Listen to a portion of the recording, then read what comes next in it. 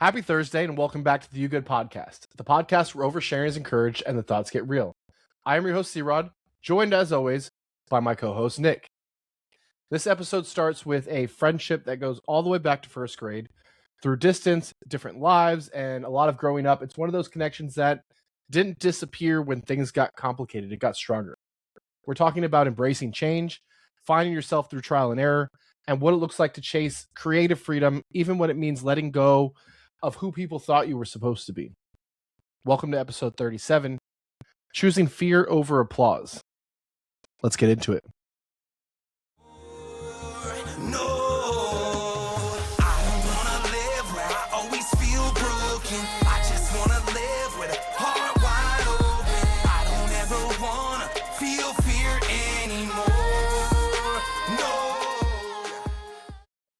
I'm going to say welcome back from New York, sir. How are you? Yeah, dude, I'm doing pretty good. It was an interesting extended trip there. Strip trip? Did you go to strip club? Strip trip. You did No, you did definitely it not. You did it wrong then. You made it back though. That's the most important part. Yeah. 3 days late, I think was the But final. we talked about total. 3 days late, but you got back. That's the important I part. got back. So welcome home. Happy to have you back. Happy to be here. The normal schedule is rolling, and here I'm very excited about today's episode because this will be the first guest that I don't personally know. Now I know of our guest, and we'll get into it from high school. I know his name. I know who he is, but you have a personal relationship with him, and I think that that's exciting for me because this will be the shoes on the other side of the foot where most of the guests that have come in you didn't know. And we're kind of standing by, and I'm excited to show you kind of how to steer the interview from the other side of the shoe. Yeah, no, it's going to be interesting. This is the first time, like you said, you don't know them personally. So me and him go way back, first grade. Man, I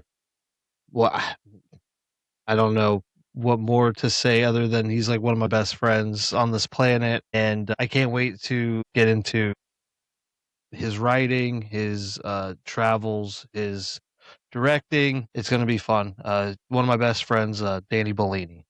Danny, welcome to the You Good Podcast, brother. We appreciate you being here.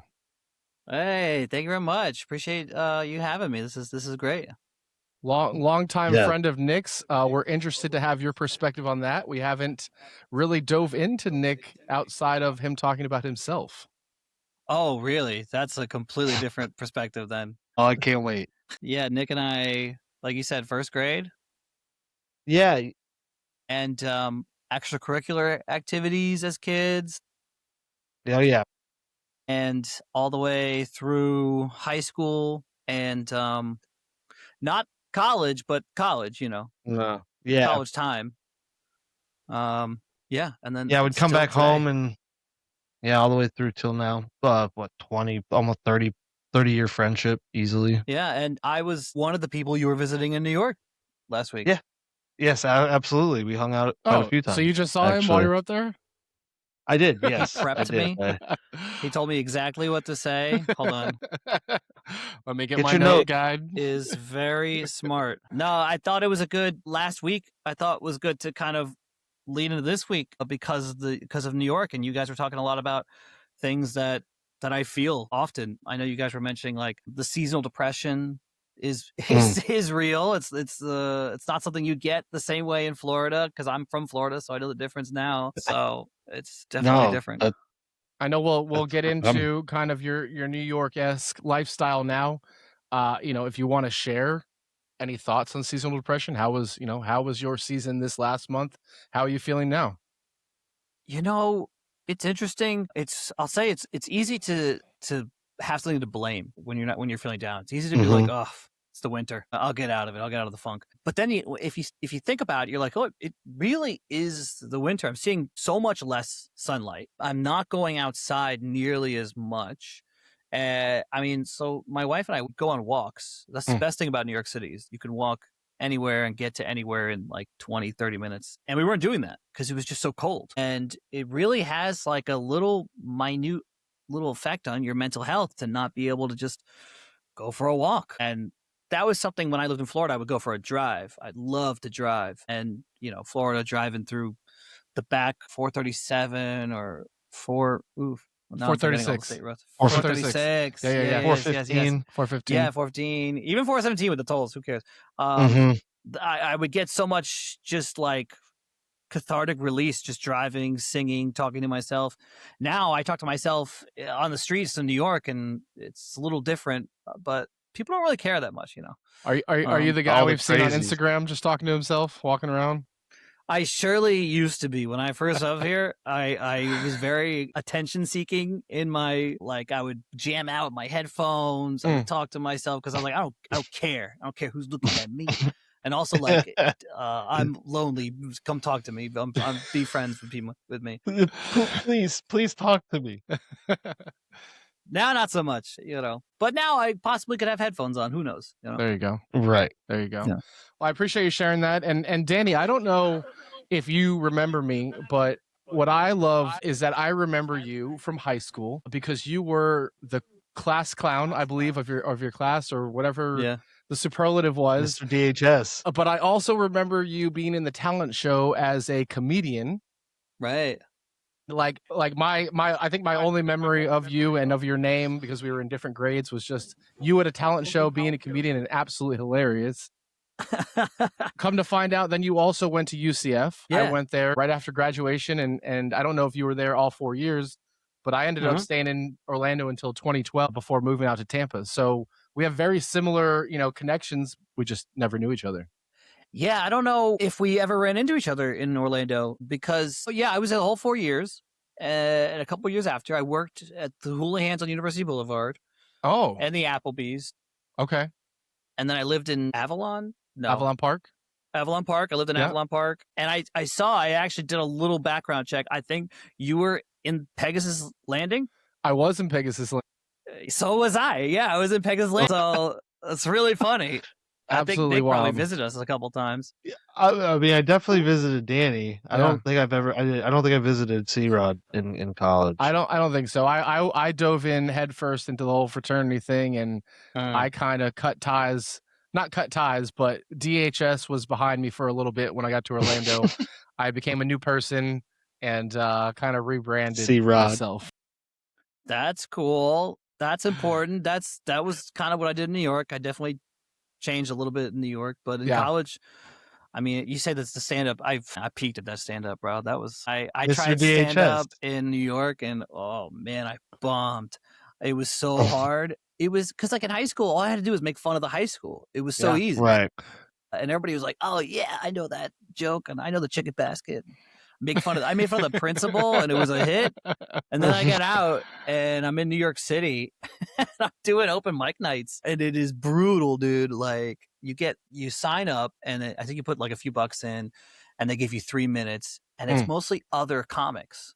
So they're usually looking down at their notes. They're thinking about their own bits. They're not really giving you the energy you need. And then my jokes I just couldn't think funny the same. I became such a serious person when I moved up here. Wow. In a way that I just the jokes weren't landing, and I did not pursue stand up. I have so many more questions, but that will lead into what we'll talk about later, getting into your director life. And I just, I wanted to share that because I thought it was awesome that just like, I know who you are. We've had interconnections, but that's the world that we live in. Before we get into this, let's start it with our rotational opener. Now, Danny, if you know this show, what we do is we try to have mental health rotational openers where we have one of 5 and it will just discuss either a light or something that's driving us or something that we're feeling to kind of kick the show off. And this week, it's what's been feeding your soul. As a guest, I typically let the guest go first. And if there's just something in your life this week, in the present, or whatever is giving you purpose at that time, feel free to share that with us. It's important to feed the soul. I have always been fed by my drive to tell stories, to create art. But I don't want to sound cheesy, but like my marriage, my wife has really been like feeding my soul. I've been married a year, and I've been doing this thing where I go to bed, and in my head I do my gratitudes, and I'm like going over everything I'm grateful for, just in my head. Yeah. and I I love always that. start with her. It's awesome. And then I go through it all, and I learned this once. Someone was like, go through everything you're grateful for, then try to release all negative energy, and then welcome whatever's next. Mm-hmm. So this relationship, her love, is definitely feeding my soul. And then my dreams have been really, really interesting. I stopped smoking weed like 6 months ago, Mm. and my dreams have not stopped being the most interesting things. And I keep a notebook by my bed, and I write down as much as I can remember. And they have been just really like, I think about them, like, okay, so we're trying to have a kid, right? We're thinking about having a kid, starting a family. And in my dream, there was, this is weird actually, now that I'm thinking about it, because I hadn't really said it out loud all day. In my dream, it was, I think Ryan Reynolds and, what's his wife's name? Blake Lively. Blake Lively. Lively. Yeah. And they were taking down news articles about how they're going to have a kid or something like that. And I was like, oh, weird. And then now I'm thinking about it. I was like, I guess that was me thinking about, I don't know. It was just so odd. Yeah. I did write that one down. So Do you want Ryan Reynolds' baby? Is that maybe what it means? I want his I think career. yeah, subconsciously he's Ryan Reynolds, and Yeah, he's of trying course. to take Yeah. down the news of the baby. Yeah. That makes sense. No, that's Definitely take his awesome though. career. I think one thing, Nick and I really haven't gotten to, Nick, and correct me if I'm wrong, is just deep into relationship stuff. I know we've talked about relationship problems and just ways to navigate, but we haven't really talked about the happiness of relationship and how it can kind of ground you. So, I can really appreciate the fact that that's what's driving your soul. Congratulations on a year of marriage and kind of moving forward through that. So appreciate you sharing that. Thank you. Thank you. What about you guys? Yeah, Nicholas, what's feeding your soul, brother? Honestly, my trip to New York, seeing Jess and Danny and his wife and Corey and his significant other, Yeah. it was good. And like, even though I got stuck up there, the extra time with Jess was great. I really was thankful for that. So yeah, not to piggyback off Danny, but like just the relationships that I was able to I guess see and continue to water, I guess. Love all around. As we get into spring, it's love all around. And just like we talked Mhm. about before, maybe this is where the happiness, the seasonal depression comes out, the happiness comes back, and we are really starting to start the year on a good note. Mine, if you want to talk about cheesy, has literally been learning the social media aspect of this show. And like my soul has truly been fed trying to learn how to do TikTok and trying to learn how to make these reels. Kudos to you, Nick, for kind of taking us to the next step with these editing tools, and I'm just kind of leaning into it even more. I've had some late nights, but it's been fun editing reels and videos than where I was spending 5 or 6 hours before we got the software editing audio clips and noises and sounds. So I've been very happy with that. Yeah, no, it's same. That has made life a lot easier doing what we switched to a few episodes back. Yeah. It's definitely helped tremendously. I can't do TikTok. Trust me. I have to. And I can't. Same. I avoid TikTok. I avoided TikTok like the plague. Sure. Yeah. I mean, I need it for business purposes. I feel like I could avoid it socially. Yeah. But I have to jump on the bandwagon just for my like creative marketing sense, and I just can't do it. Everybody's attention spans 15 seconds these days, so tiny. You gotta get them. Oh it's insane. When I was running ads, I was like, oh yeah, this could be 45 seconds long. There's 2% of people watching it all the way to the end. It's like, okay, first 15 seconds, gotta grab them, gotta get all the information, or be entertaining enough to where they'll want to watch the last 30. What's this tattoo? Me? Yeah. This one's from my time on Hell House. It's like it's a room key from the hotel we stayed at. Also, like, Hotel Abaddon. I don't know if you saw the movie. Then this one is this one you'll probably like. This one's a pencil shaving, as you can kind of see. Yeah. I think it was might be, I forget who it is. It's a philosopher. I think it's Marcus Aurelius maybe, who said fate is at your elbow, and I draw my own fate. So that was like my thinking there. They're very interesting. Sorry, my ADD kicked in. They're in very interesting places. I'm like it's not like you're all tatted up and you put your arm up and there's just a random tattoo there. So no, I really only have this arm and then a couple bad ones on my leg, and then this one's cool. This one's cat's cradle. You can kind of see the hands. Okay. This one reminds me that time is a construct because this is the step before the clock. That's pretty cool. It's also reminded me to finish my book, which has a lot to do with that kind of stuff. And I just never finished it. So. A lot of philosophy. Is that what you tend to gravitate to? Philosophy? Do you read a lot of philosophy books? Yeah, I wasn't technically a philosophy minor, but I had to make up a lot of credits because I finished my major and my minor pretty quickly. So I took a lot of philosophy courses right at the end there. And I just think it's like the most interesting thing you could read and think about without going too deep into a subject. The subject is the universe, you know? So I do love philosophy. I really got into, Marcus Aurelius' Meditations. That's like the one that people always bring up. But it's like really nice. It's really good. It's a little bit of stoicism, but not like the bad part where people think you're just emotionless. It's just very much like, let things be. Only think about what you can affect yourself. Don't be mad at a fig tree for making figs, stuff like that. I love it. I love it. We could banter here all day, and I really want let's get things going. Let's start with the first segment, Nick. You mentioned that you guys have been friends since first grade, and Danny, like I said, not a lot of background on Nick. I'm going to ask you, what do you actually remember about meeting him, going all the way back, but also share with us maybe your most visual embarrassment memory of Nick, if you have one. God, there's like Nick's embarrassment? Yeah, let's do it. That's tough, man. I mean, I was trying to think of memories. It's tough. Like, I don't know about Nick. I smoked a lot of weed in my day. It's kind of hard to have a lot of childhood memories. Nick, look at you both. You both trying to remember two very big weed smokers. No, I know. I have a bunch. I have so many. My brother almost died twice at his house. Yeah, I hit him in the head with a shovel. Yep. And I almost drowned him. Mm-hmm. The shovel one was good.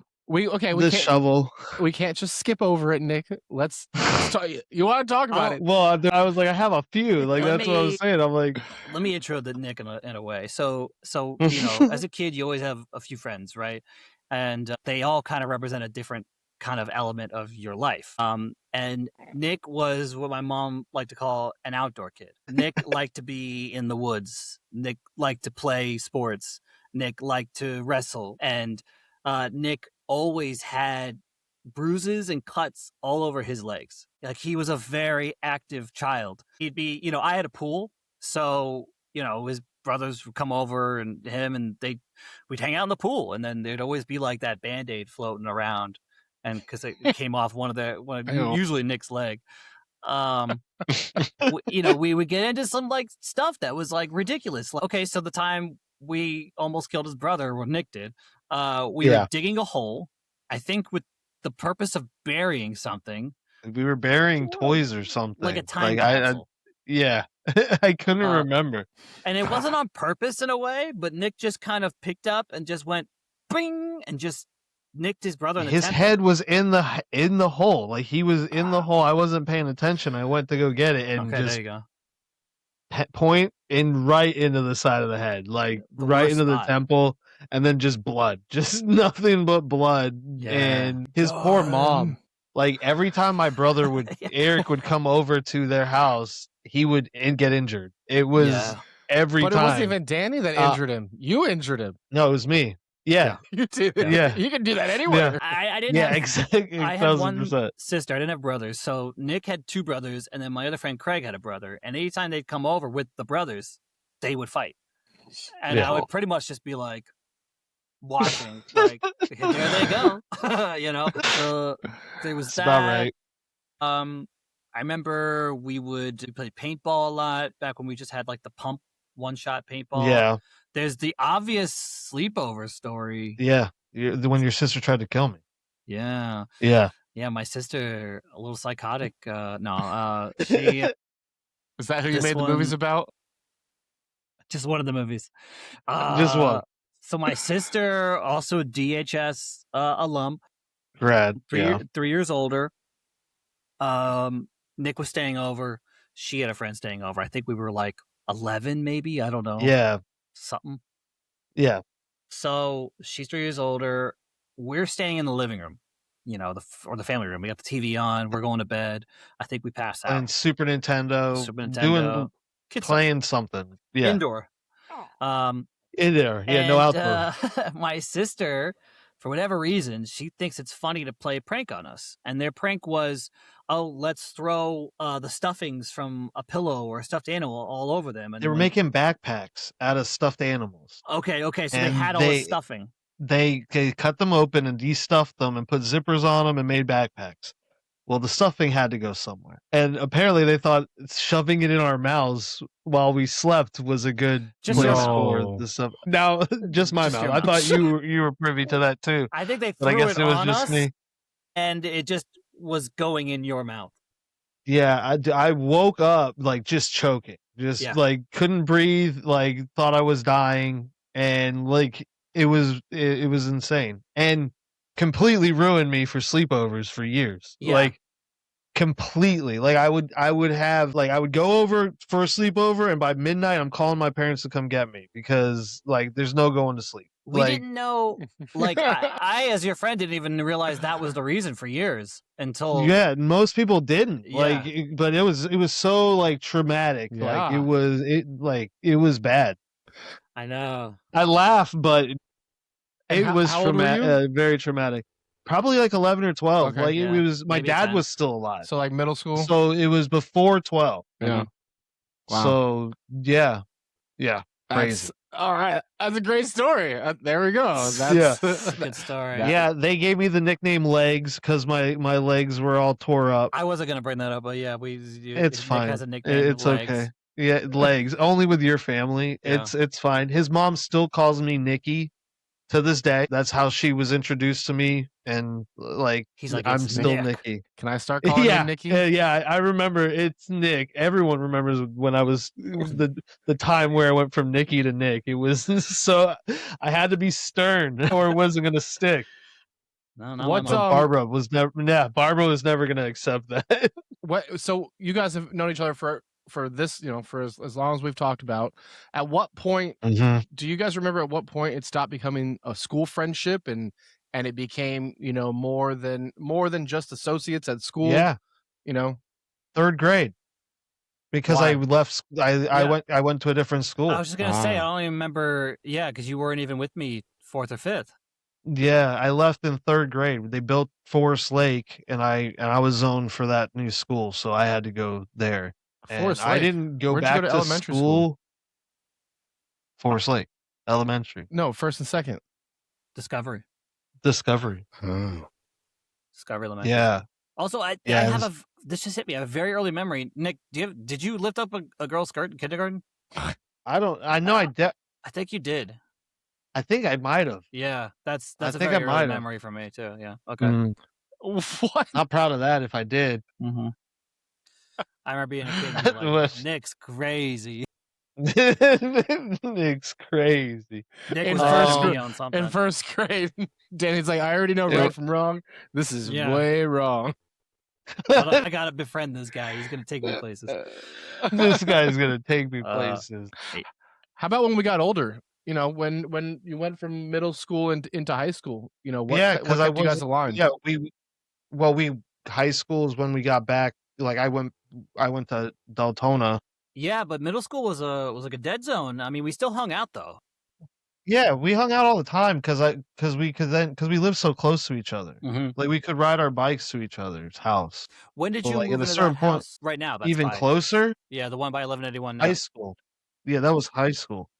So, but I was just down the street a little bit. It wasn't too much further before. So, yeah, we used to ride bikes and all that, like in middle school and stuff. But it was not nearly as much as elementary and then high school. High school was all the time again. But there was something really cool about having a neighborhood friend. Like you weren't that far. No. Like we go down Tivoli. to Providence. And then you lived by a park, Mm-hmm. which made it really easy to hang out. And I get sad today because I don't think kids hang out like that anymore. I don't think No, they hang out at everybody's scared to let their parks. kids outside, Yeah, they don't which ride I get. bikes. I Sure. understand. Oh, Yeah. dude, I drive by parks all the time, and there's never anybody there. Only when there's an Yeah. event, like a baseball game or a soccer game or a football game. Other than that, the parks are empty. And that was our childhood. I don't- like we were always outside. Yeah, but like Especially Nick at my said, house. I don't even know if I'd trust to like. There is a park, like it's like a 5-minute walk from my house. I don't even know if I trust my kids to take a walk there these days. Yeah, it's weird because like I don't have kids, but like I want to be able to trust them to go there. But it's not about trusting them; it's about No. trusting everybody else Yeah. and everything else. And I mean, my parents, she had a whistle. My mom had a whistle when it was time to come back. And that's ridiculous. I remember that. I remember that. But we got caught, going into houses being built. Like we weren't wrecking them or anything. We would just go and explore, but people would call the cops on us and stuff. We did so much stuff. We did a bunch. Yeah, of the dumb whistles. Stuff. The whistles. I can't The do it. whistles. Yeah. Yeah. I so thought she high pitched. had like a physical. No, whistle. it was her. No, it was like She did it. Yeah. and I'd be like, Yeah. it's time, Nick. It's time. We have to go. The street lights are on. And then as we got older, we would still do that stuff, and it got a little more dangerous. The schools, for you us, guys, 'cause you, it was you like, guys did. Yeah, like they built an elementary school across the street from me, and we would break into like every stage of development of this elementary school. And the older you get, the weirder it is. Like as a kid, you're like, he's just a kid, and then now I'm in high school, and I'm like breaking into these places, and they're like, what are you doing, dude? And they're like, you doing drugs and you having sex, and I'm like, no, I'm just here to look around. We're just looking. Yeah, I'm just here to Just look looking. around. Was that there? school's like right in between our houses. Mm-hmm. What was when you have such a long friendship like this, and I think Nick, we talked about this a little bit when Chris Sarametta came on, but was there ever a moment where the friendship could have faded, or you guys had a fight, or something that didn't go right, to where you both could have went your separate ways, but decided to make up? When we were very young, when you were still in Discovery, there was a moment that that stuck with me. Nick, I were at lunch. Nick looked at me and he said, "I don't want to be your friend anymore," or something like that. I don't know why. Damn. And I was so like devastated. And then it was like it never happened. I'm like, I don't even remember that. I'm so sorry. I know you don't. And maybe that, I don't know. Maybe I've like held on to our friendship ever since, because of I that thought moment. it could go at any minute. He might just leave at any moment and with no warning. I'm so damn. I don't know though. I mean, obviously after high school we went to different colleges, but like, I don't know. We would always come back and hang out. I mean, was it your 21st was back in Orlando? Yeah, I had my 21st birthday with you guys. Like every life event you've been a part of. So I just can't I can't fathom it. I mean, we don't agree on a lot of things. So it's like there's plenty of reasons like we shouldn't have been friends, but like it's just the mutual respect and like it's just work. Give me one thing you don't agree on. We're not supposed to talk about those things. We can't. You gave me a rule before we got on here. Yeah, we can't talk about those things. I mean, for the most part, not all of it, but I mean, yeah, we'll just start there. That's fair. Otherwise, I mean, that's probably it. Yeah, that's fair. I mean, but we do, in a way. Like and I think that's like we want the same, general things, and I think that's what. I mean, it's easy to find common ground on a lot in these things. To be fair, even we though you are have open-minded differences, you're still friends, and I think that's huge because yeah, I can't tell you how many times today or in today's world I'll log into Facebook and people are unfriending their friends and they're doing all this shit just because of different political views. And again, we won't get into it, but I think the one takeaway from that is it's huge that you're still friends that can see different sides and still move forward. It easily could have been, but it's like I said, that mutual respect. It's never, we're not what we believe, You know, like, if that Yeah. makes sense. I don't identify as that, and I know he doesn't. So We're also not spitting vitriol online either. Like, we're not like, right, yeah, we're you know, exactly. We're not creating stoking any waves. fires Yeah. or anything. But again, it's open mindedness and like understanding where each other's coming from a lot too. And I like talking to And Nick that about all that stuff. Nick's a lot yeah, smarter me than he too. lets on. I enjoy talking to you. Like I do it all the time. Like I will call you before I call anyone else when stuff happens, just because I want that other perspective. Yeah, it's nice. It's nice to challenge each other. I mean, it's a brotherhood. I mean, we're brothers now. It's like, you know, who else can challenge us and get away with it? You know, like that's kind of the whole point. And yeah, I think moving here was a big step for our relationship, because I think I had just moved back to Deltona a couple years after I graduated, and I was there for like a year or two, and then I was like, I'm out of here, and it was like, okay. I think that's a perfect segue then. You know, I think the foundation matters. We talked about that. Nick, was there anything else that you wanted to cover while we're in the foundational stage before we push forward? Man, I mean, there's so like we could literally talk for. I've known this person for 30 years. Yeah. You know, like it's not like we could talk for hours. So yeah, no, we'll have them on again. You know, yeah. So to get into some more stuff. But then Danny, the foundation matters. That, you know, you guys laid it really early, but then, like you said, you left and you went to a different place. What was the biggest shock of moving from Florida to New York? I guess that nobody prepares you for, especially when you're that young, you know, just coming out of college. Well, I wasn't that young. I was 25. I had just turned 20. That's my 25th birthday. Still young. Well, yeah, now you're be 25 again. I think the biggest shock was not understanding what I think the potential of myself was still at that point. Because, you know, you got to make, so I go through high school, and I guess we'll get a little personal. My parents split right when I moved out. Like, it was very much like my mom was waiting. She's like, Danny's the younger one. He's out. Marriage over. And I never got to go home. So like, I moved out to Pegasus Landing, and I got a call the day before Thanksgiving, and it was, I think my sister was calling, and then my mom was calling. And then finally I was like, I got to pick up, because I was at work. I was like, I gotta take this. And it was my mom saying, we're not doing Thanksgiving. I'm sorry. Something's going on. It's canceled. And I was like, well, fuck. So I remember that season, that whole Christmas break I spent by myself in Pegasus Landing. And ever since then, I've been very, well, I guess before that too, but I've been very like independent. Like, not to go back too far again, but I guess it all leads up to New York. But I was independent as a kid in a way, because my sister, she would take on a lot of responsibility as my older sister to kind of protect me, and she would see my parents fight, and I wouldn't, because they fought when I was really young and they didn't fight again. So my sister had her childhood colored by wanting to protect me, and so she took on a lot of that responsibility and a lot of that anxiety. Wow. So me as a kid was very carefree as a result, as a reaction to my sister not being carefree. And that became an independence, because nobody really thought I needed anything, because I was like, I'm good, I'm fine, don't worry about me, I'm okay. And so I moved out to college, and I was very much like, yeah, I'm gonna move out, I'm gonna do it. And then stayed home that season, and I was like, yeah, I'm fine, sure. And then kept going, graduated, I moved back in with my mom in Deltona. And that's when I was like, this isn't it. I gotta keep going. I gotta keep moving. And I was making a film at the time with our buddy Craig. It was Craig's directorial debut for his UCF graduate program. And I wrote the script with him, and we produced it together, and I worked on the set. And actually, Nick's car was a part of the movie. Yep. And I got some credits. He's got some credits. And actually, Nick, this is a fun story. We borrowed his car, and I drove his car while he drove mine.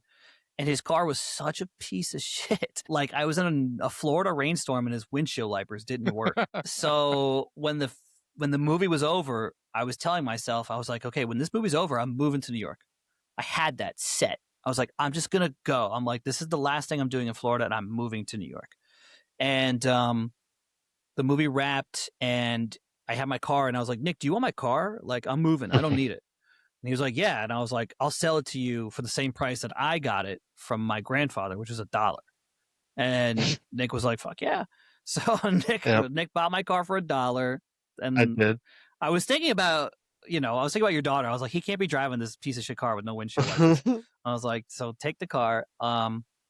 And I was going to New York on the back of a film we had just finished. We had just wrapped.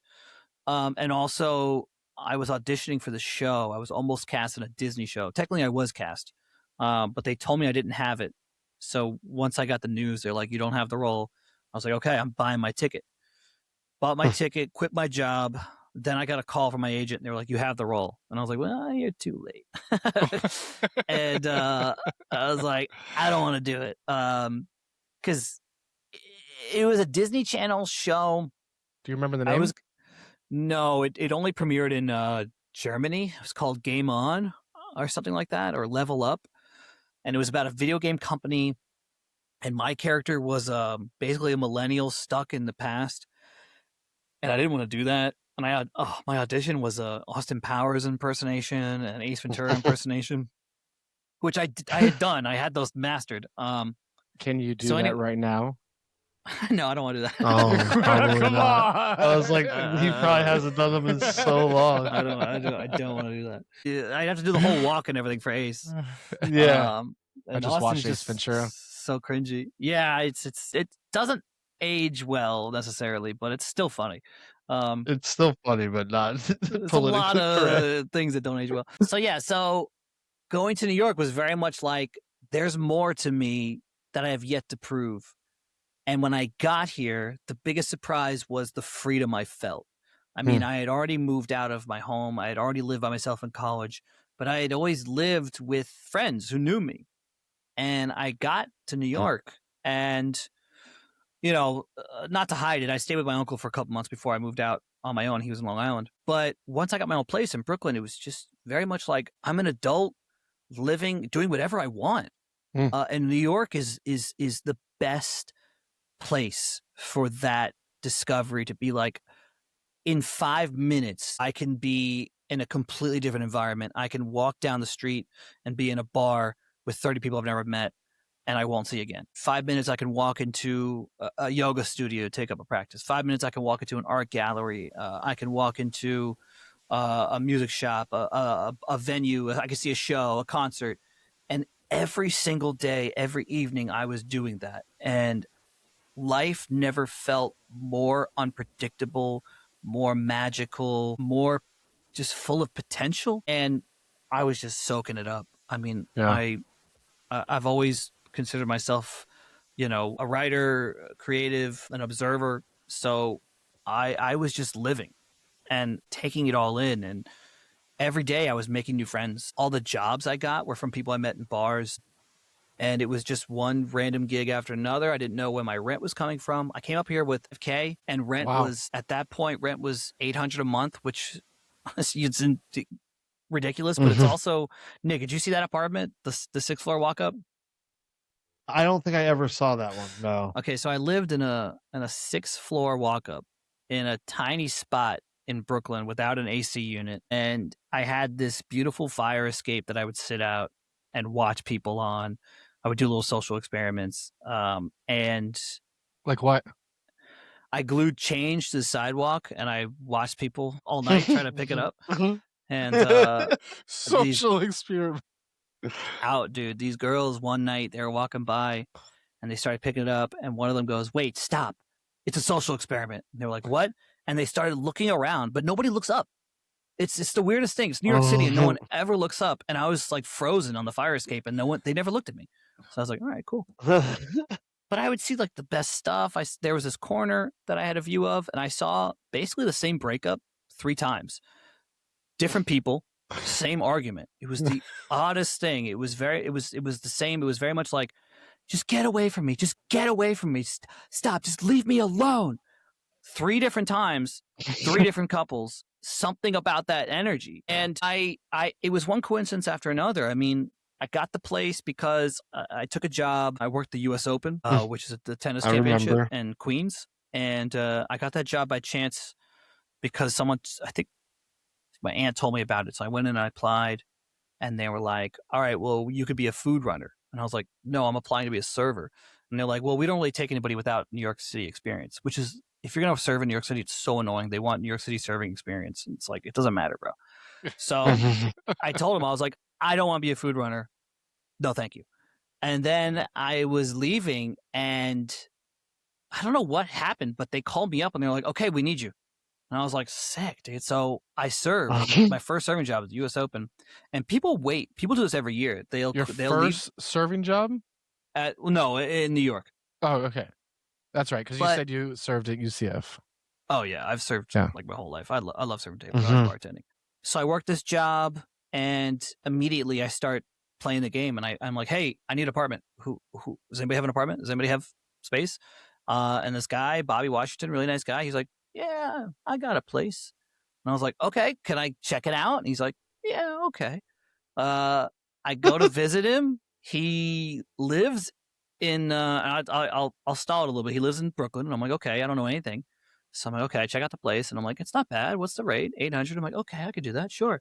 And then my uncle, actually, I was going out drinking a lot, celebrating. My uncle, his house is in Long Island, and I got there so late. It was like 6 a.m. And my aunt was pissed. And she was like, your uncle works hard to put food on this table, and you're out there partying, and he's kind enough to put you up in this house. And she was like, get up and clean the bathroom or some shit like that. And then I want you out of here. And I think she just meant get out of the house. She didn't want to look at me, but I was like, okay, I'm moving. Fuck it.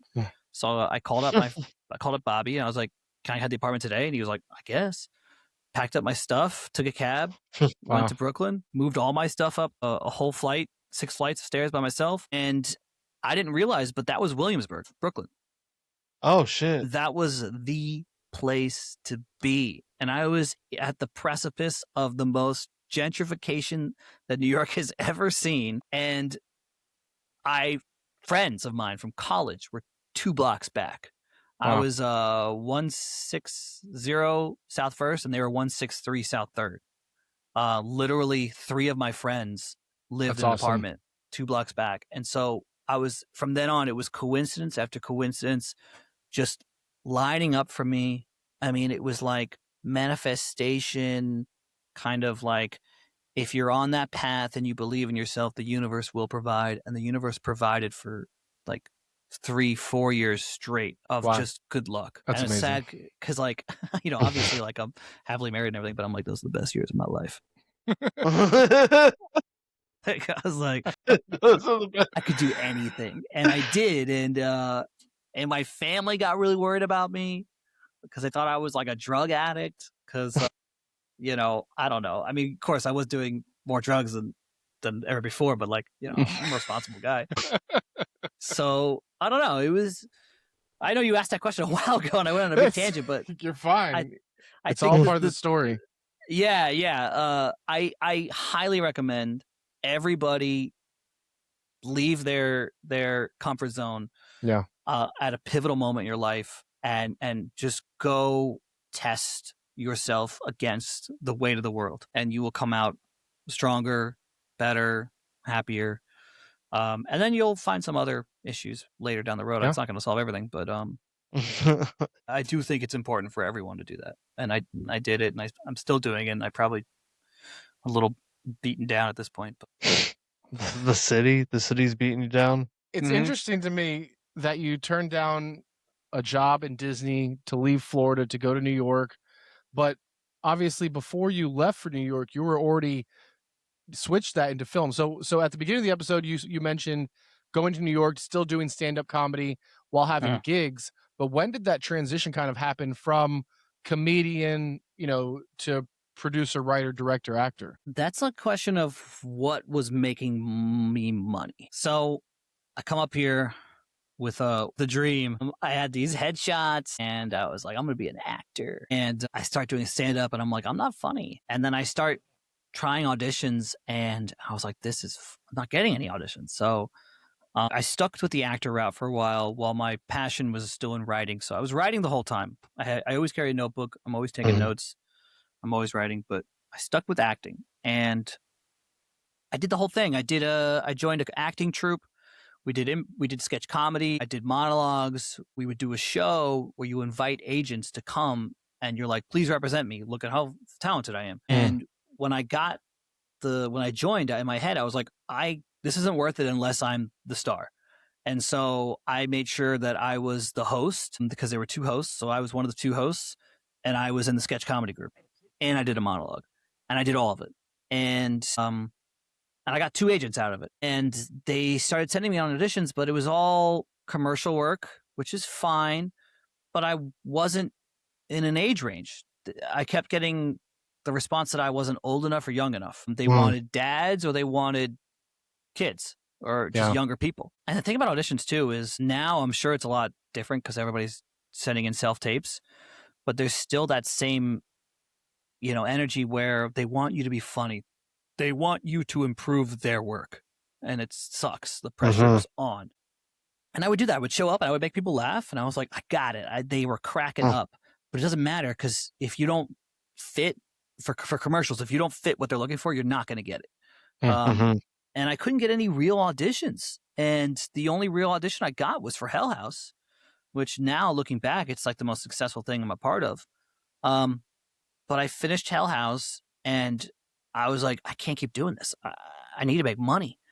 And so I was getting all these gigs, random PA work, random bartending, random catering. I did plumbing first a little bit with my uncle's brother.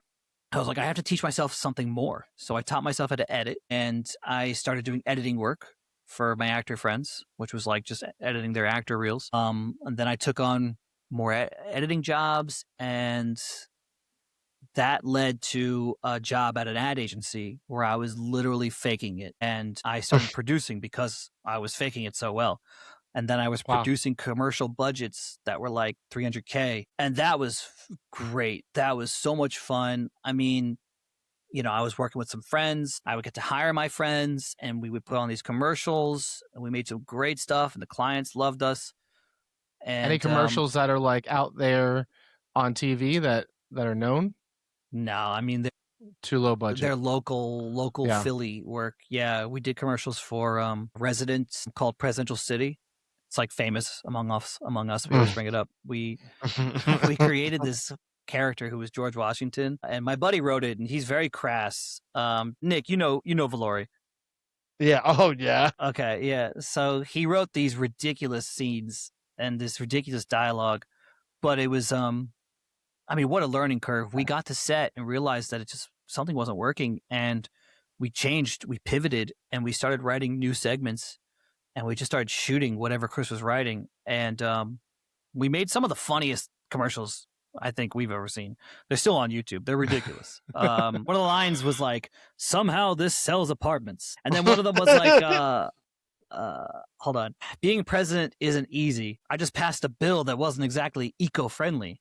He shit his pants. And then he goes, but here at Presidential City, they got your shit covered. And it's because it comes with a washer dryer.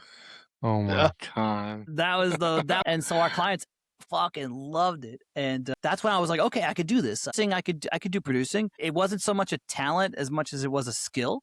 Yeah. Whereas like editing, I feel like is a combination. Editing you need skill and talent. Whereas producing, I was like, it's mainly skill.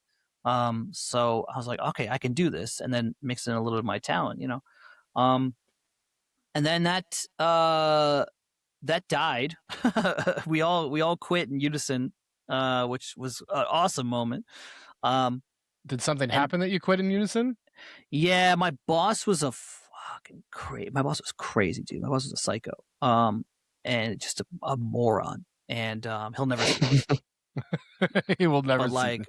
No, he was kind of a piece of shit, also a moron, and he fired my friend, and my friend is the one who was the mind behind all of this. Like I said, producing was a skill. I was skillful at producing, but he was the talent. He was creating a lot of these ideas. He was writing all these ideas. He was editing them, and he got us all our jobs. And so a lot of what we were doing was supporting his mind for the most part, and he fired him like Christmas.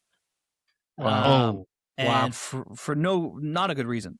And so it was January, and we all came back, and This was also the precipice of the 2017 election, and our boss idolized the winner of that election.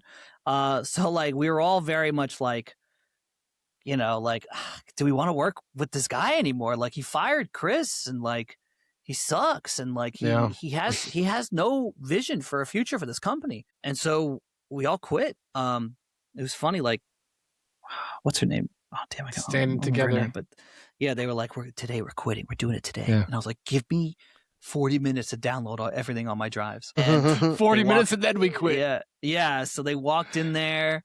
He goes, you're quitting, blah, blah. And then I came in and he goes, you too? And I was like, yeah. And it was like really cool.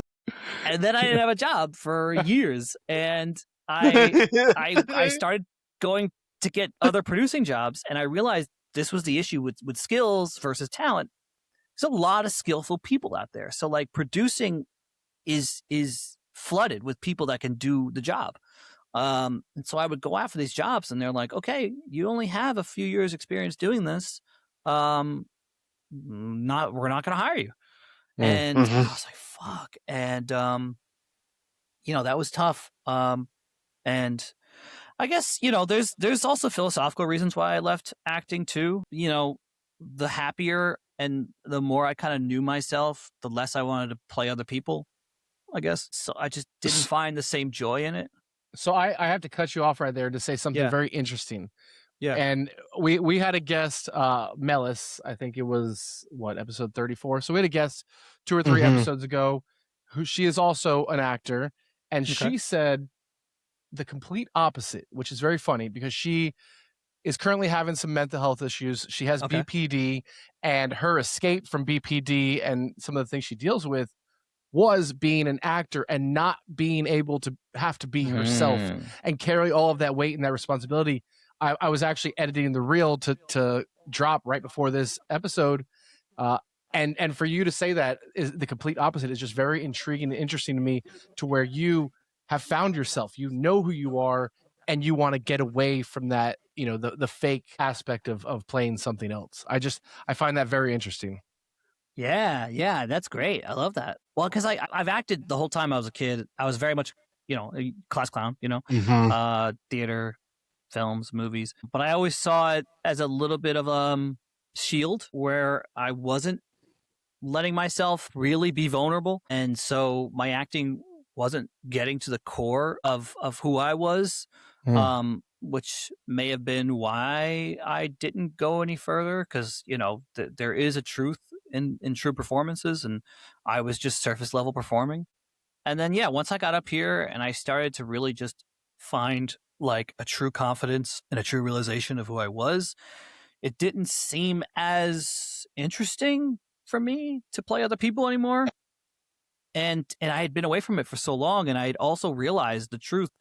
Like I just said, like the vulnerability of it wasn't there for me. And at that point I was like, it's not true. Like I could play roles, sure. But you could see the difference. I think Hell House 1, I was still very much like, I'm an actor. This is a horror movie. And then they got me back for the sequel. I have like 2 scenes. And I was like, okay, it doesn't take much. And then they brought me back for the 3rd one, and I'm supposed to have like an emotional scene. And I'm like, I can't get it. I don't got it in me. I got it. And I don't know. I still think about it. And I think, I don't know, the older I get, the more in tune I am with the truth of like who I am and the vulnerability. And I think I will come back to it eventually. Come back to acting? Yeah, I think I'll come back to performance. I miss performance in general. Yeah. I actually, I was telling my buddy this. My friend, and he lives in France. We met on Hell House. We're making a film together. We talk all the time. We have a very similar path artistically and stuff. And I was telling him, like, dude, I feel unfulfilled as a performer. Like I miss being on stage. I miss entertaining, and I got that from serving too. Every time I served, it was like a little show. Yep. And I felt that recently, where I was like, I need to be seen. I called up my friend and I was like, you guys want to do karaoke? I just want to like go perform. And so there's still that bug in me, but it's not, I mean, you know, these actors out here, they're really channeling something, and I wasn't channeling something. I was just having a good time. Just going through the motions. Well, man, we keep touching on so many things that I want to get into, and Nick, I wanted to see if there was anything else that you wanted to cover just about the move to New York or his time in New York before we got into the creative aspect. I'm like I said, I think we would be here for hours, man. Like, Yeah, I talk a lot.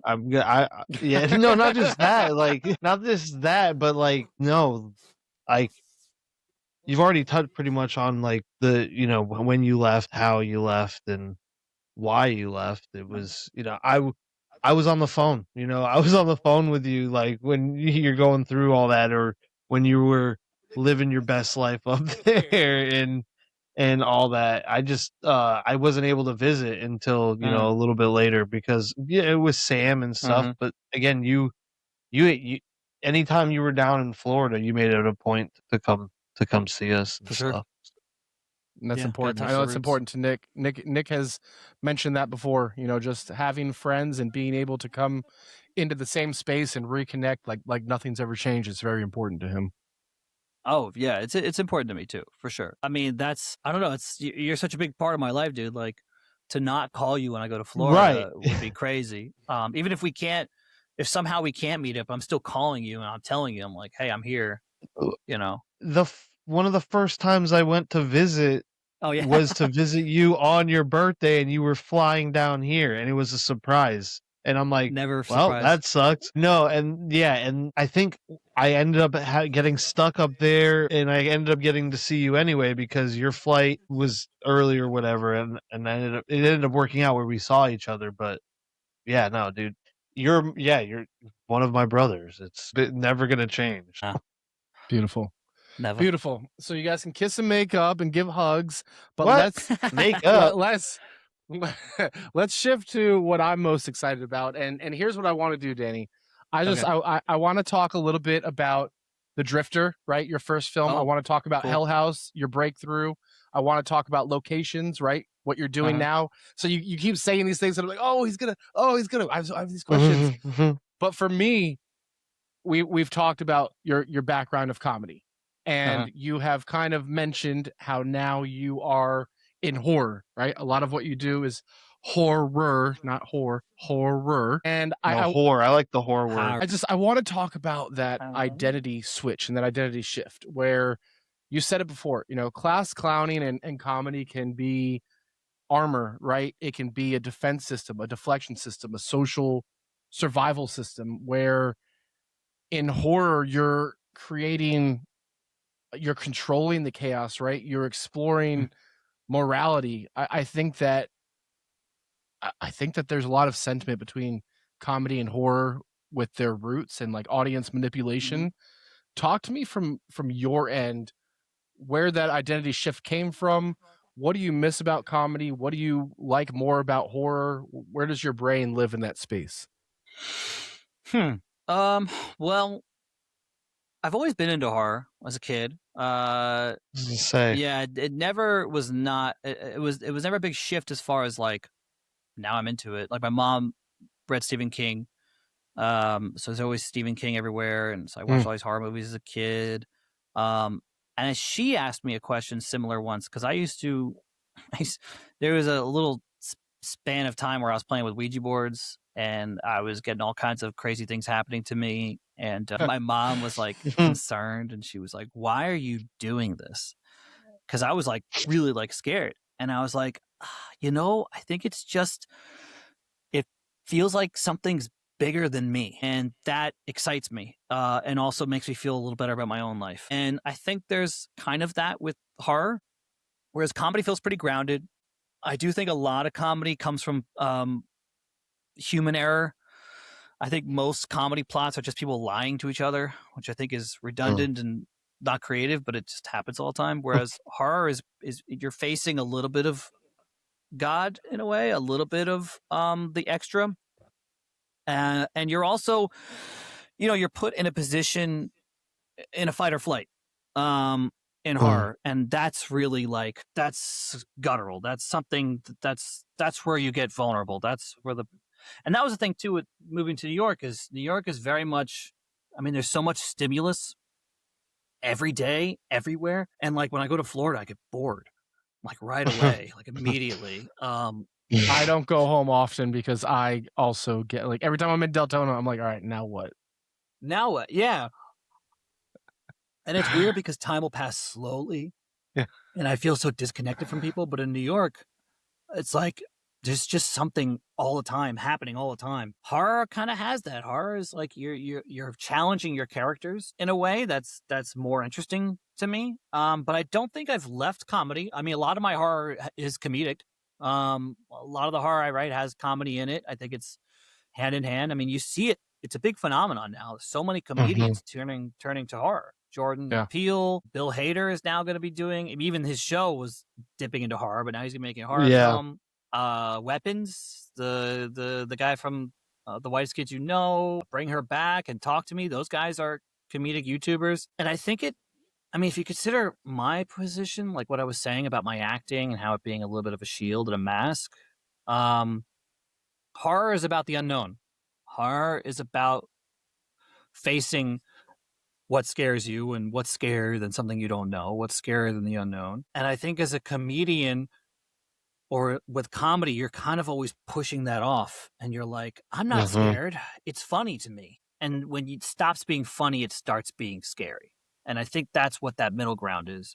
I think comedians can see, because if you're writing comedy for years, you know it's not funny anymore. The joke's dead. Let's move on. And when the joke dies, it's scary. And that's in life. I mean, you're in a happy relationship and suddenly your partner's having a bad day and you're like, oh, fuck, I'm scared. Are we going to break up? Like, what's next? What's going to happen? And writing horror is very much like, here's a character, could be you, and suddenly the joke's over. Something's real is happening now. What would you do?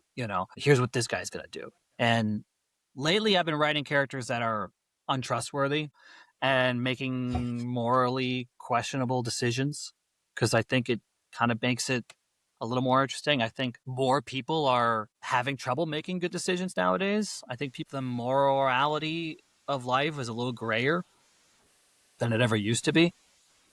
In what sense? Doing what's right, some people isn't right for other people, or doing what's right can sometimes have larger consequences. I mean, I just think the world is so much more complicated than it ever used to be. And a lot of that is from the internet. We know way too much. We deal with way too much. I mean, you've got a horror movie, in old horror stories or just dramas in general. I was a lit major and we would read British literature, and the most devastating plot line was that this wife had an affair. And it devastated the entire family, the entire neighborhood, her whole life. Everybody's life was on the line because she was in love with somebody. She may not even have an actual physical affair. She was just in love with somebody else. Just infatuated. And now people have affairs all the time. And I'm not saying it's not a big deal, but I'm saying like the way that stories focus on things, there's just so much more happening. And so you've got a character who, this is a good person. Well, let's back up a little bit. Are they a good person? Have they always been a good person? And I just feel like it makes it a little more interesting to have characters that are a little more ambiguous. Deeper.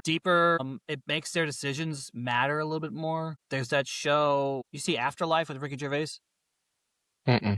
Yes. It's comedy, but it's the most depressing comedy you'll ever see. Yeah. And he is morally corrupt. He makes decisions in that show that break your heart, but his heart is broken. And that's the point of the show is he's still going to make bad decisions, even though the show is about his journey of mending his heart because he lost his wife. And that show, it makes me cry almost like every episode. And it's the moments of altruism that make me cry. And I've noticed that with a lot of media now. I'll watch a lot of stuff, and the moments someone is acting out of not of their best interest, but of someone else's, it makes me tear up every time, because I just feel like there's just so much I need to get mine going on out there. Yeah. Oh, that's all life is about. I mean, that's all Yeah. social media is about. And like you said, anybody will cut anybody down to put themselves first in the algorithm or first, in front of this Oh audience. It God, doesn't. yeah. Nobody else matters. Nobody else matters. It's truly, a terrible thing. And Nick and I think we talked about that last episode. So I am in concurrence with everything you just said. I had a question, but I Okay. forgot it. That's okay. I can tangent the hell out of I your have question. one. Yeah, go ahead. Go ahead, Nick. Do you want success, respect, or creative freedom, or all of them? I guess. I mean, but I would say respect is the lowest on the scale. Well, I guess Interesting. respect in my profession, I guess, but on the larger grand scale, no. I think creative freedom, but I think creative freedom implies success because yeah, as much creative freedom as I have, technically, it's not gonna go anywhere. I mean, I could make and do whatever I want, but it's in a vacuum most of the time. So I don't know. That's a tough question. Excuse me. Where'd you get that? I saw you read it on the side of the screen. just notes. We just have notes. Cut that. I saw you read it. Nick, look ahead when you read. Okay, the question. Okay, I remember the question I asked. The question I wanted to ask was, when you watch shows, TVs, movies, Yeah. do you analyze it a little deeper than most because of what you do, because of the way that you think? Like you were talking about the Ricky Gervais show, and I feel like 90% of people, 95% of people that are watching shows like that look at it at such a surface level that nobody truly looks at, because their attention span is shorter, like we've talked about, but nobody actually truly watches a show anymore for that gratification of the deeper level. They want like instant gratification. Tell me what it's supposed to be funny or whatever you're watching. Tell me so I know it's there. But you're Right. analyzing from a different perspective. I can kind of dip in both parties. I definitely analyze when I watch things. And I'll definitely lean over to my wife and say some things she doesn't need to hear. But she'll ask me questions, and I'll surprise myself. We were watching Bradley Cooper's new film. Is This Thing On? Have you guys seen it? No, I don't think I've seen it yet. I think he's a great director, and this is a pretty low stakes movie. But there was a sequence, and it was cutting back to an earlier sequence in the middle. And my wife was like, "Why are they doing that?" I'm like, "What do you mean?" She goes, "Why are they cutting back to that sequence during this sequence?" And I was like, "Well," and the sequence they're cutting back to, he used that as a reference for his kids to tell them that it was about being brave. So the fact that they're using it now means that he's being brave and he's burying it. And I was like, I surprised myself. I was like, "Oh shit, that's exactly what it is." I was like, "That's what it is," and I nailed it. yeah, and I don't think you're supposed to know that. I think subconsciously people read the right answers, and every filmmaker or artist will say it's all about how the viewer takes it. If the viewer thinks it's A and you think it's B, A is right because it's their perspective. So I definitely overanalyze, but I do let my subconscious take over because I try to enjoy things fresh. And I think if anything, I probably like every movie now I ever seen. People get on me about this because they're like, "How was it?" I'm like, "Oh, it was good." And they're like, "Was it?" You And I'm find like, something good about it. Every single one. Frankenstein, the new Frankenstein. When someone asked you about that was the different, face, yeah. I knew exactly. I'm like, nope, not watching it based off your face. Yeah. And then you had something nice to say about it, and I'm just like, why are you lying? Well, to be honest, I didn't watch the whole thing. But I don't know. I do like all movies. But he is my go-to when I'm like, even when I was up in New York, I was like, "You watch anything good lately at dinner?" And Yeah. he's like, "Oh," he got all excited and he Yeah. just started rattling off stuff, and I love it. That's good. Because it's both sides of it. He'll give you like the most beautiful description of it, but also if you're not looking for that, he'll also just give you the why everyone should like it. The spark notes. And I'll tell you why it's good. I'll tell you why it's bad too. Yeah.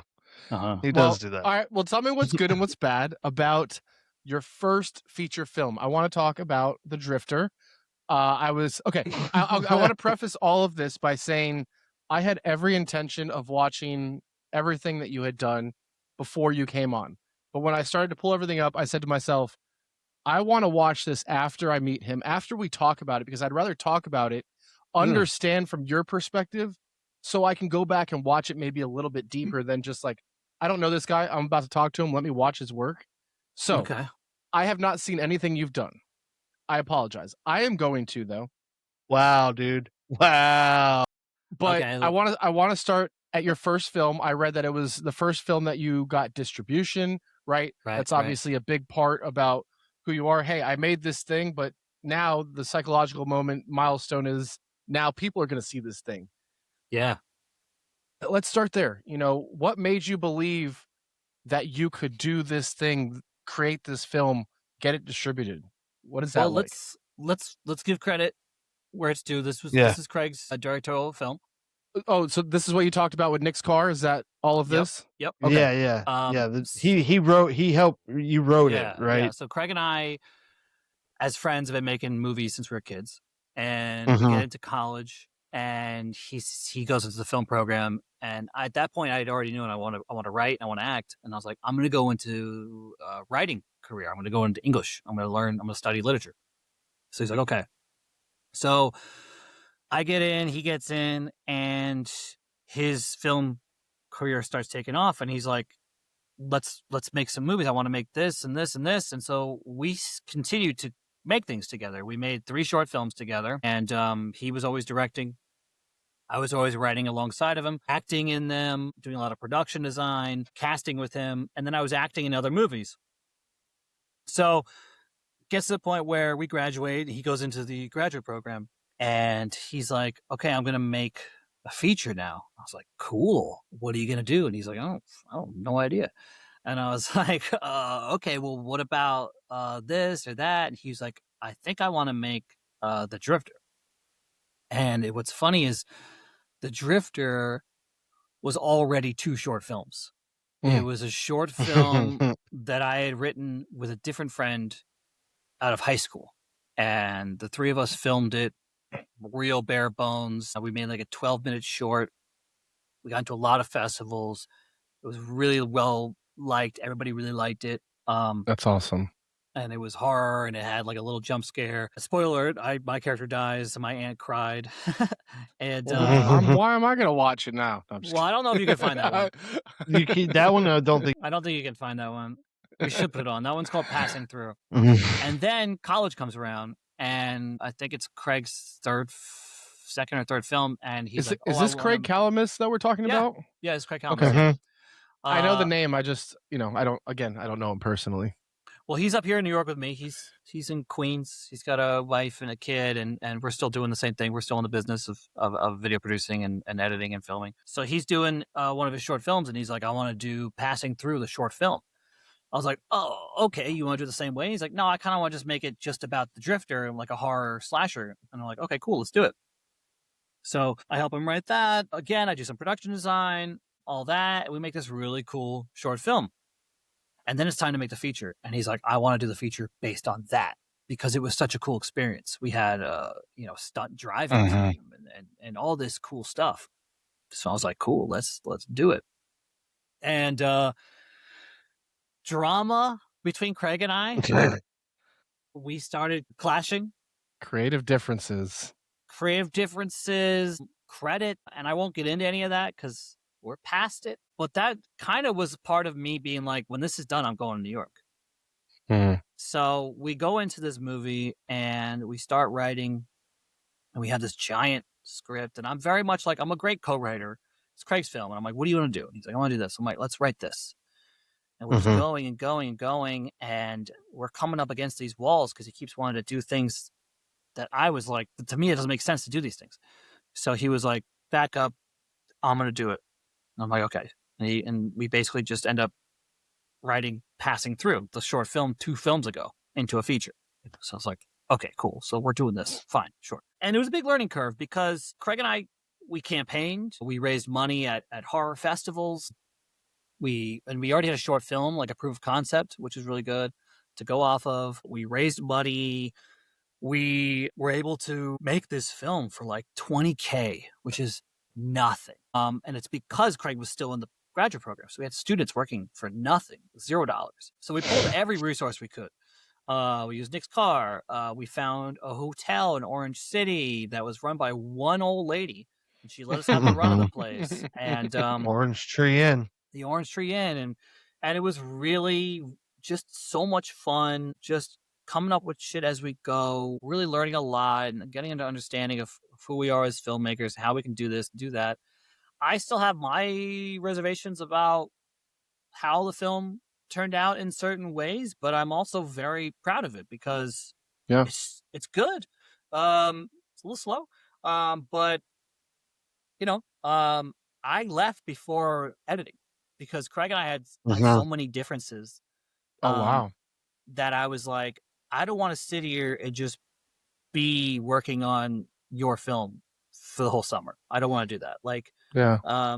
we've had so many issues now that, again, it was like a respect thing. And I was like, so this is your film. You're going to work on this. I'm going to New York. I got to do my thing. And I know I heard him in that. And that was a big point of contention in our friendship. But he finished the film. Looks great. Went through some festivals and toured. It didn't get distribution until Hell House, actually. Because I went on to make Hell House just as an actor. Of course, there's a lot of improv in there. We helped rewrite the ending. We kind of come up with some new stuff on set, but I was essentially just an actor. That comes out. Terror Films picks up Hell House. And I think because Hell House was kind of becoming an instant success, that they picked up The Drifter because I like to think because I was tied to it. And they picked up The Drifter. And so these two films were both picked up by Terror Films like around the same time. And it was really cool to see them get played and get trailers. And Terror Films was like, we're going to edit the trailer. And Craig and I were like, well, we edited our own version of the trailer. And they're like, pfft. And they saw ours and they just basically made ours, which was really funny. And you just can't get any credit. Huh? Yeah. And it got quiet after a while. I mean, at this point, I have a feature film that I, co-wrote, co-produced, production design. I had a little cameo in, and then I've got another feature film that I'm a star in, and they're both doing fine. Hell House ends up doing really well, but it's a standstill. I mean, even Craig. Craig was director, writer, producer. He should have been moving on up to more bigger, better things, and just something wasn't clicking. I don't know if it was timing or what. So the film kind of just like sat for a while. I mean, it's on Tubi, which is really cool, I think. You can find it on Tubi. A lot of people come across it. It really hit an audience once it became like a free thing on YouTube or Tubi or something like that. And it finally found its audience. And I think a lot of that is due to poor advertising. It's advertised as more of a horror film than it is more of a drama. And it ends up being more of a drama because the stakes are a little low. The pacing's a little slow. It's a slow burn. And nobody wants to sell a slow burn. No trailer wants to tell you it's a slow burn. So the trailer is like high octane. But yeah, I watched it recently, or at least the beginning of it, because I was showing my sister-in-law. And I was just getting so much nostalgia, and I was having so much fun. And it was also like this pain in me of being like, what happened? Why didn't this turn into more? And sadly, I think it's because of the issues that Craig and I were having. I think there was just this weird tension there. I think he felt stunted by my leaving, and I felt like I had to get out and be my own thing because I had been under Craig's creative shadow for years. I hadn't directed anything. Yeah. I hadn't made anything myself, and I was like, oh, this isn't going to work for me. I need to go make my own thing. And I did. You wanted to grow. Yeah, you wanted to grow. And that's what we talked about. I needed to grow. And I actually did make something before I left, but I didn't finish it until like last year. And that's a different film. So yeah, that was The Drifter. It's a great film. It's Craig's directorial debut. I think he did a great job pulling that thing together. I mean, it's a beast for your first film to do a car chase, multiple locations, 3 leads. Still in college. Murder. Yeah, there's murder. There's dead bodies. I got to make the weapons. I got to make some of the props. I made some of the props. My car, like he was saying, making stuff up on the fly. I would get off work at 3 a.m. and go over to where they're shooting with a 6-pack of High Life and I would just get drunk and just help them with whatever they needed. And at one point when they were using my car, I was like, you do know you can start it with anything. And they're like, what? I was like, just stick whatever you can in the ignition and it will start. And our character So did that's actually it made the one of the cut, like with the cut, like he literally uses a knife to start Really? the car. That's funny. Yeah. That's That funny. is pretty funny. So yeah, that was that. Okay. So you talked a little bit about how you got into Hell House, right? You mentioned Right. that the gig kind of came up. It ended up going into 3 films. Obviously, this is your most recognized work, as you said before, your most successful project. Talk to us about Hell House, something that how we haven't already got into. At what point did you realize that Hell House was going to be bigger than anything you'd ever done?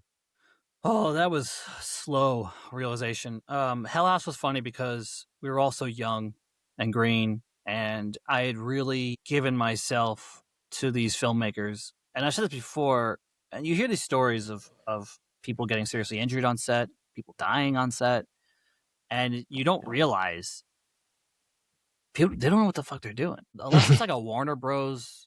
Production, these are just strangers that you're trusting with your life. I got on a bus and drove to a podunk town I've never heard of in the middle of Pennsylvania and stayed at a hotel that scared the shit out of me. There was domestic violence in the room next door, and I bunked up with someone I'd never met, and I'm working with all these people who don't know each other, and I'm making a horror movie? Like, this is a horror movie.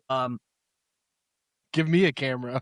Yeah, and it's found footage too, so you're not even like, there's no like lighting set up or like put down the tracks for the dolly. It's just like, hey, he's gonna be the camera, we're gonna walk in and blah blah, and you're like, this is a movie. But we were all young and we put our hearts just really into it, and I think that's why this movie does so well, is we all really bonded. And I was saying this the other day, the director, credit to him, he kind of realized that we were all fresh and didn't know each other. And the first night, he got us all into his hotel room, and he was like, let's talk about what scares us the most. Why don't we go around the room, introduce who you are, and talk about your fears? And we all did. And it was a mix of really personal, really vulnerable, really funny. People were talking about what scared them, and it really helped us bond, and it gave us something to talk about. And then every night after that, we were drinking and hanging out at this hotel.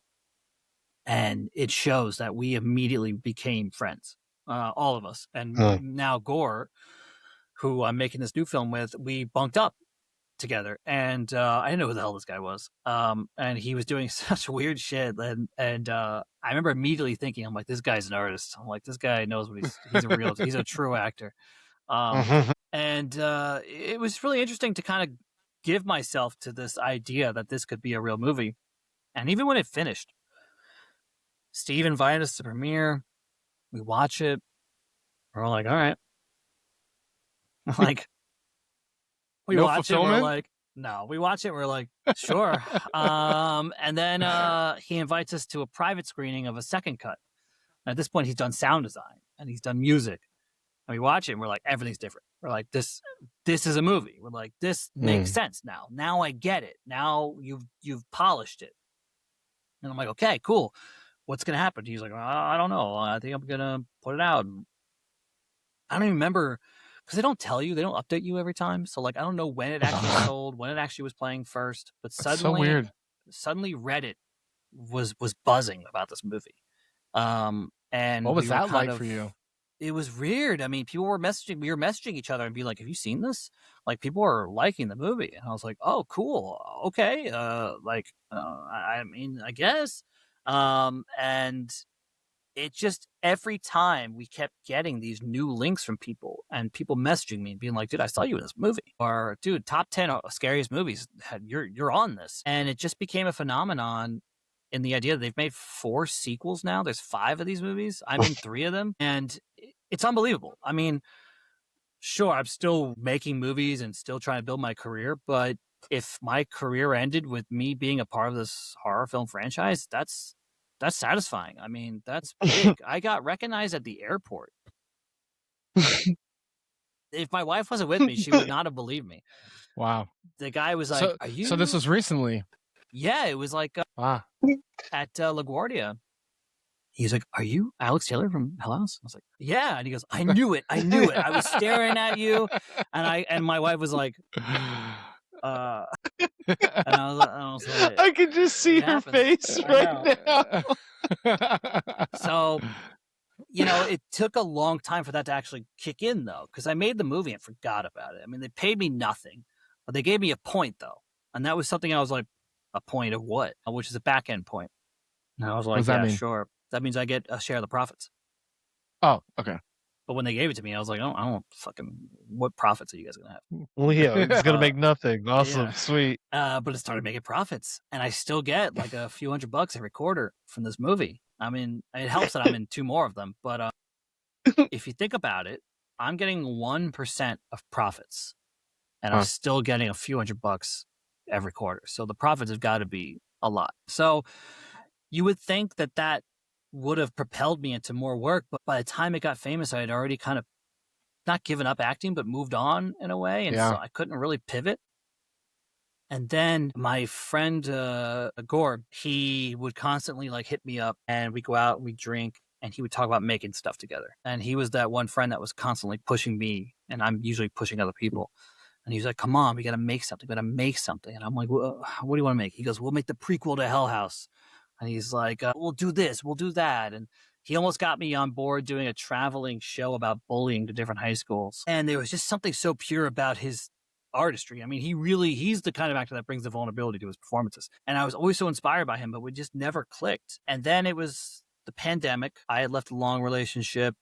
I was kind of seeing what the hell's going on in my life. What am I doing? And me and him reconnected, and we just started writing. And that's where locations came from. And that's why you shot it in France, because that's where he's from? That's where he is now. Okay. Okay. So you don't know anything about locations, right? I know. So the I question that I had, my Okay. questions were going to be, why was it in France, and why shooting on a 16 millimeter film? Okay, so it's in France because it's loosely based on a true story that takes place in France, and the counterculturism, the fear of assimilation to someone else's culture is a huge part of the film. Okay. And 16 millimeter because it's beautiful. It changes things. Digital filmmaking for me was getting ugly. There is beautiful digital film out there, but it's just looking ugly, and I knew that something that we made just wouldn't stand out. And when you do something on film, it changes the energy in the room. Everybody has to be on their best. You can't afford to do all these improv takes or ad libs or retakes. You have to get it. 2 takes max. And then you have to move on. And we had never shot on film. I've been on film as an actor, but I had never directed with film. And we did. And it was exhilarating. That's awesome. I mean, at the end of the day, we had 40 seconds of tape left, of film left. Wow. That was it. We just made it. And it was just nerve-wracking to be in that position of seeing my 2 actors go at it, film the scene, let the tension breathe, kind of ad-lib a little bit, and in my head I'm like, burning film, and cut. And every that I made came down to those 40 seconds. So Wow. yeah, so the film is the feature film is it's a psychological horror film about a man's downward spiral on the precipice of becoming a father. And he is driven kind of this anxiety-filled frenzy over a ghost story that someone tells him when he gets to France. He's meeting his girlfriend's family for the first time, his pregnant girlfriend's family for the first time, and they tell him a ghost story like that first night, and it gets to his head, and he just spirals out of control because, and it's a lot to do with the culture clash of him being an American. He's very loud, he's very brash, but he's also very arrogant and self-centered, and he'd rather believe that he's the center of an ancient curse than just accept the fact that maybe these people just don't like him. And so my friend Gore, who I wrote it with and I'm directing it with, and he's acting in it, he had this happen to him. He went over to meet his pregnant girlfriend's Wow. family in France, and they all had nightmares the first night they met him. He didn't understand a word they were saying, and he was just filled with this anxiety and this paranoia. Like, am I a bad person? My bad energy? What are they talking about? What do they feel about me? And we took that and we made it a horror film. And it's set in France because that's where it occurred, and that's part of the culture clash. And it's also, I think, as Americans, I think we're very easily scared by other cultures. And also, there's these beautiful sculptures on the beach over there in Saint Malo, and we filmed them, and they just look gorgeous on film, and we used those to build our ghost story. So That's awesome. He's convinced that his soul will be forever trapped in stone. And it's a metaphor for the permanence of becoming a father, the permanence of creating something you can never run from, of creating life and having that responsibility follow you for the rest of your life. He's terrified of that. And so the metaphor for that is, imagine if you were cast in stone in this village, this ancient village, because now he's forever tied to this ancient village. And so the metaphor in the physical fear is that his soul is going to be trapped in stone. When is that finished? We have been working on this for years. We finished the screenplay. We love the screenplay. We get a lot of great responses from it. We said, what's next? We said, all right, we got to film something. So we filmed something. We filmed a whole short, 15-minute short. We played in festivals. People really like it. Now we're like, what's next? And we're like, all right, we need to build the feature. We need to make this happen. And we're in the process of raising funds for the feature. Where we can greenlight at a certain level, but we're open to raising the capital. It's been a very difficult learning curve of how you make a film in France, because in France, they love the arts, they love filmmaking. They offer a 30% tax rebate.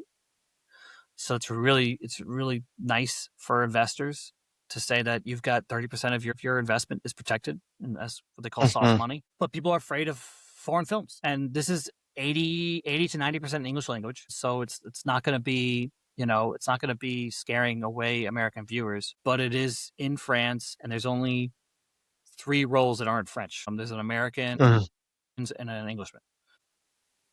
And so it's a tough time right now.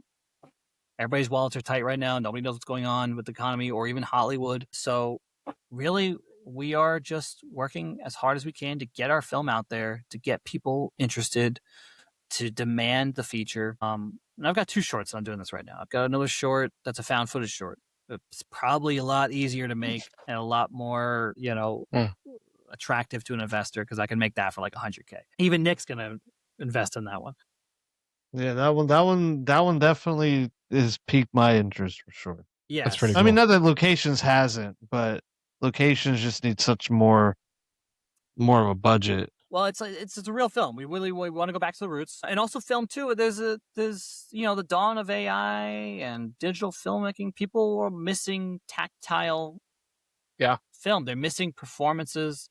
I think there's a clamoring for it. People are going to come back hard for it, just like they came back for records and cassettes, now VHS. And, something about the texture of a film looks gorgeous. It also hides continuity efforts really well, too. So, yeah, that's it. It needs to be on film. It needs to be in France. France is integral to the story. The film is integral to the tone. We're very much pulling from like a 1970s European horror tone. That's awesome, man. And yeah, the 16 millimeter, I think, is what immediately caught my eye when I was looking at it, because I was just like, it's such an artistic shift than everything we see today. And I'm so tired of digital and green screen. I'm tired of all of the superhero movies and just all of the remakes. And there's just nothing original anymore. And I know that you can probably appreciate that sentiment as a filmmaker, a director. For sure.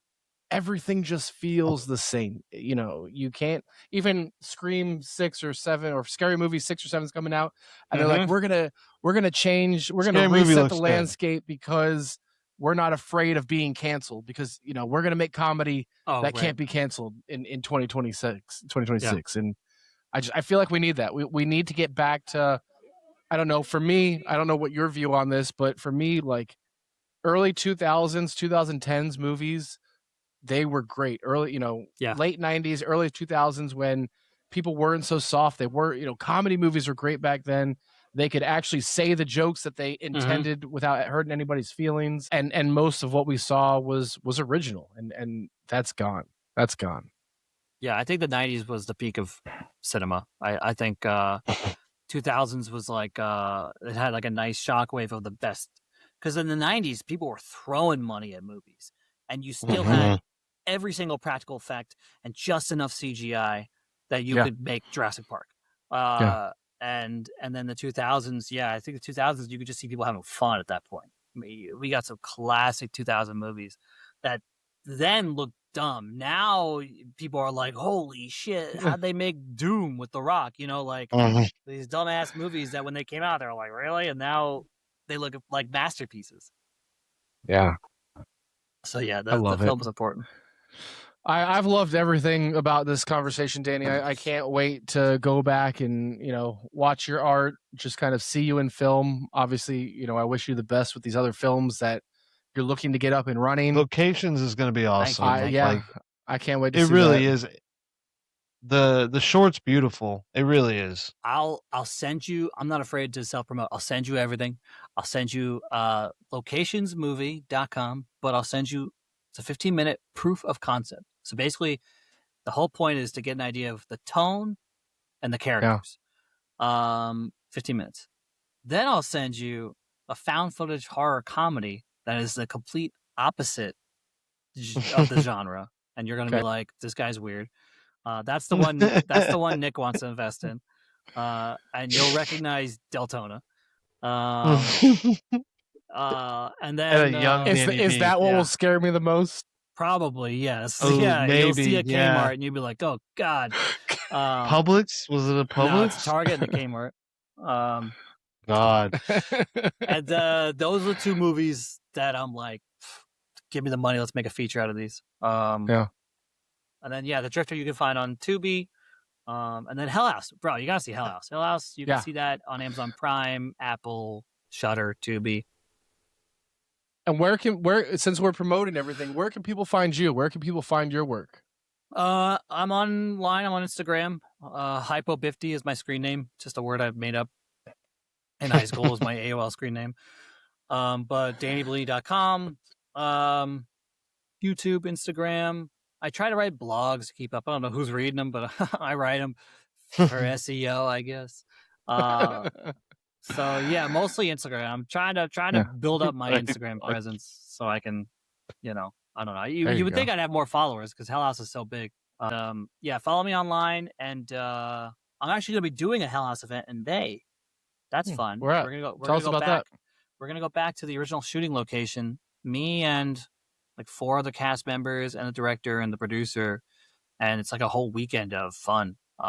It's a real haunted house attraction, so they have the haunted house up. They have like a maze in the cornfield and stuff, and so we're gonna be like special guests for 3 nights doing fun stuff. That's really cool. Music and all kinds of fun stuff. So that's fun. If you can make it to Lehigh, Pennsylvania. Some podunk town in Pennsylvania. I don't know how to get there. I've only taken a bus. So. He got on a bus. Remember? Yeah, blind. Nick, before we kind of get into the wrap-ups here, was there any other questions that you had pertaining to film, directors, anything that Danny's done? I know that you personally know it all, but was there anything else you wanted to ask, poke, share? See him reading again. No, I'm looking to see it. Like not really, but no, I really enjoyed having you on. It was a lot of fun. There was even some stuff you touched on that I didn't know. Like I don't think I knew about you getting that Disney role, and oh yeah, I should have been staying. I probably would have been like, what the hell are you doing? Well, back then the show didn't work out well. Everybody told me it was a good idea not to do it. It was a good decision in hindsight, but although maybe it didn't work out well because I wasn't in it. I don't know. Maybe not. You can't go off that because fate was changed when you decided you weren't going to do it. But no, I really enjoyed having you on. I liked having a guest that Chris didn't know very well. No, it was very fun. Well, now we know each other. Now we do. Now we're friends. This is great. It was, I guess I'm kind of sad that I remembered who you were, but you didn't remember who I was. So. I'm so sorry. I'm going to ask you a few questions. Rapid fire to wrap this up. Yeah, let's go ahead. Favorite comedian? Like stand-up or actor? Favorite comedian? I guess Jim Carrey, man. I'm a Jim Carrey fan all the way, bro. So Even you the new used Jim to Carrey. do his the clone. yeah, even the clone. Wait, the clone. You used to do his what's it called? Ace Ventura. No, Ace where you, Ventura? you used to do that. You did that probably in high school, right? Because I remember you doing impersonations big in high school. I did a dumb stunt in high school where I was Jim Carrey, I was Ace Ventura, and I think I got up on the tables and I did the what is the thing the chant? Alrighty then. Okay. Like, Alrighty then. Oh, Yeah. right. There you go. Yeah. Yeah, you had dressed up as him. I was very much like, hey, look at me. Yeah. I think I remember that. A favorite horror film. Favorite horror film? It's They Live by John Carpenter. They which Live. Is the mask right behind me. Never heard of it. Interesting. That looks like the dude from Stranger Things. That's what I thought that was. A little bit, yeah. The meat dude. Oh, I forget his name. Yeah. Any craziest on-scene story that you didn't share with us? You mean like on set, like while I was there? On set. Yeah. Oh, man, craziest on-set story. I'm trying to think of something I haven't shared before, because like Hell House stories, I've kind of like told most of them. I know something crazy must have happened on set for the Drifter. I'm sure. I'm sure there's crazy. Crap! I wasn't ready for this. Okay, all right. I'll keep it general and ambiguous. I was on a set and my client asked for. No, I can't tell that one. That one's not going to make me look good. Not going to make me look good. Okay, I'll tell them. No, I'll tell them okay, so I barely mentioned this. Okay, well, we're shooting Hell House. I don't really tell this one. We were at a hotel called the Mahoning Inn. It was very scary. I always talk about how it was scarier than the hotel itself. There was a domestic disturbance in the room next to us, where like the police were called on a man like literally fighting his wife, and it scared the shit out of us. And we were all looking at each other like, are we making the right movie? Like, this is everything happening to us is scarier than this movie about ghosts. And we all had a heart-to-heart of being like, life is scary. Yeah. Life's scarier than art, dude. I guess that's enough. Okay, that's fine. You told that one already, but I'll give you an easier one. The one last quick story about Nick that we don't know that is embarrassing or funny. How about that? Am I supposed to embarrass my bro here? Yes. My God. That's fucked up. I could tell a recent one. So I got married recently, and Nick Cherry thought that it was appropriate to come to my wedding, not with a card, mind you, but with braids in his hair, cornrows. Box braids. Sorry, I had box braids. And Nick had a great time. My newly adopted family have a moonshine, basically, that was called Raki. And they gave Nick a little Raki. You mix that with a little scotch, Hennessy, marijuana. And IPAs. Nick is now famous in my new family for being the guy that almost died at my wedding. Almost also died. He locked himself in the bathroom. That's the night I stopped drinking. So the night he stopped drinking, he locked himself in the bathroom, and we couldn't get him out. For whatever reason, this restaurant doesn't have a key to their own bathroom. And Nick, you were in there for like, what, 2 hours? Before anybody could get in there and help you out? Yeah. So throwing up? Just yeah, Yeah. So Nick almost died at my wedding. Okay, so then that makes sense, because you did say that you stopped drinking because of you blacking out at your best friend's wedding. Turns out it was Danny's wedding. I'm the best friend. Yeah, Danny's the best friend. So the reason I stopped drinking was I'm not going to be able to reminisce with my boy in 20 years about his wedding. This is how you grow together. I was like, yeah. You push each other to if you care, I guess this is how you grow. All right, I don't know if you'll do this last one, but are you familiar with Kill Tony? Yeah, Danny. Okay, yeah. So I listened to Kill Tony. It's what had obviously as a comedian you know what it is. Would you give us a 60-second comedy spot? You think I have a comedy spot on me? Listen, you wouldn't give us impersonations. I wanted to see if you'd go down the rabbit hole and do one of your comedy skits again, if you remember any of it. No, I'll never make you do that, dude. I've had so it won't many happen ideas. if you don't ask.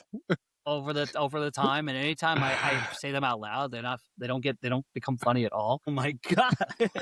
Let's see if I have any old bits. Hold on here. Let's see if I've written anything down. I have my little digital notepad.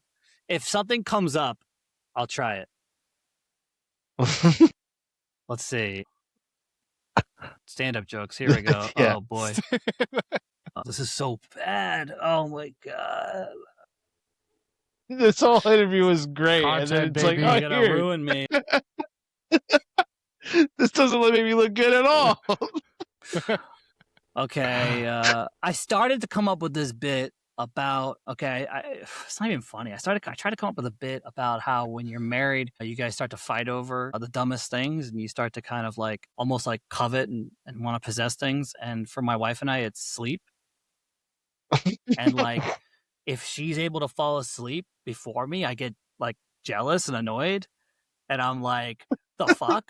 Like, you're gonna do this without me? Like, you're gonna fall asleep without me? You're Like, gonna fall that's asleep fucked without up. me. Like, it's like cheating on me with sleep. And then it's the same. If I fall asleep before her, she holds it against me in the morning. You know, and she's like, you fell asleep pretty fast last night, and I'm like, I'm sorry, I was tired. You know, and she was like, that was fucked up.